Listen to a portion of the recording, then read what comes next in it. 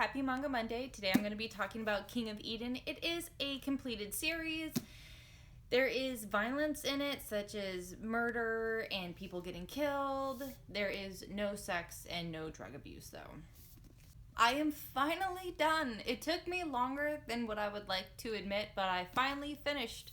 So starting off, when you have these volumes, the first chapter is actually all in color, which is really nice. It just kind of adds something different to it.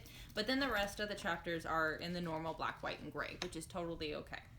Originally, when I started reading the series, I was under the impression that this was going to be about zombies, but it's actually not. Not really, in a sense. There are mentions of zombies and kind of partial zombies, but not really. The bad guys, or like the creatures in here, are more of on the werewolf side. Here, like this for example. See, my first thought is like zombie, not werewolves, but that's just me. Something else I will take note is that the artist who did this is really phenomenal. They did a really good job making sure that a lot of the characters didn't have like the same faces or too similar faces. So there are a bunch of different people that you will see for multiple different chapters. And I mean, like, hundreds of different faces are drawn. So kudos to the artist for doing a really good job on that as well. So this is our main male character, Teasy. This is our main female character. Her name is Itsuki. She teaches at a college. She's very into like viruses. I don't know the actual terminology for it, but she's also into archaeology as well. So she is one smart cookie.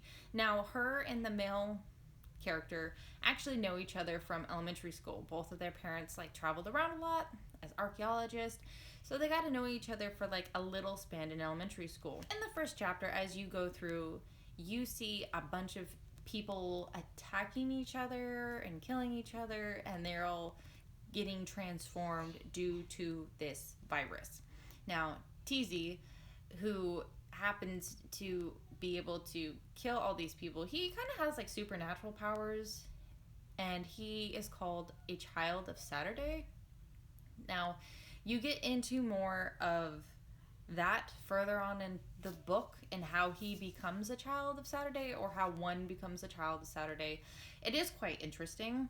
So there is this virus that's going around, and it's mutating people into basically werewolves, where they will kill all the people within their vicinity, and then when they're done, they actually kill themselves.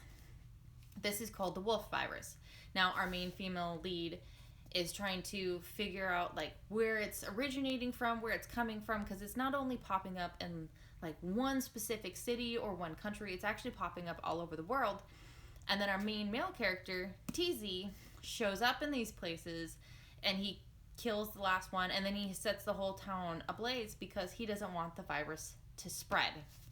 Now, eventually, as the series go on, our main female character and male character end up getting on the same team and working together, because when Teasy, back in 2004, back in the early 2000s, when he was an archaeologist, was on a dig site, and there was a discovery, and they found a tomb, and inside the tomb was a body. Now, when they go into this tomb, they actually release the virus, unbeknownst to them. Out of everybody who was at that dig site, Teasy and 3 other people survived. And this is how the outbreak gets started in this century, because in the past, every like couple 50 to 100 years, the virus respreads again. There is a lot of biblical stuff in this manga. There's a lot of stuff pertaining to archaeology and ancient history, which is very interesting. There is kind of talks of like politics, and more in down how politics work and how some can become very corrupt and abuse power, but that is later on in the series. A lot of this has to be based on Adam and Eve and what happened in the Garden of Eden, and then their first children, Abel, Abel and Cain, and how, you know, the one brother killed the other brother, and then the consequences of that. So it's saying that Cain, who killed his brother Abel, sorry everyone, was cursed by God and thrown out to the east into the wasteland of Nod. Now, while there, Cain kind of became like the rulers of the inhabitants of that area. And in this series, they're saying that the inhabitants were kind of like God's test dummies. So, like, his creations before humans and what he considered to be failures is what he threw out into the land of Nod, and what Cain became to be like the rulers of, right? So now TZ is on the hunt for the Wolf King, the one who is going around and spreading the virus, giving out samples to other people, and infecting people. So this is his story and what him and our main female character do to suppress the virus, to get rid of it, to kill the Wolf King. Now, I will say this isn't like a light fluffy read. It's definitely like the horror action mystery thriller. It is super good. I was not expecting the end.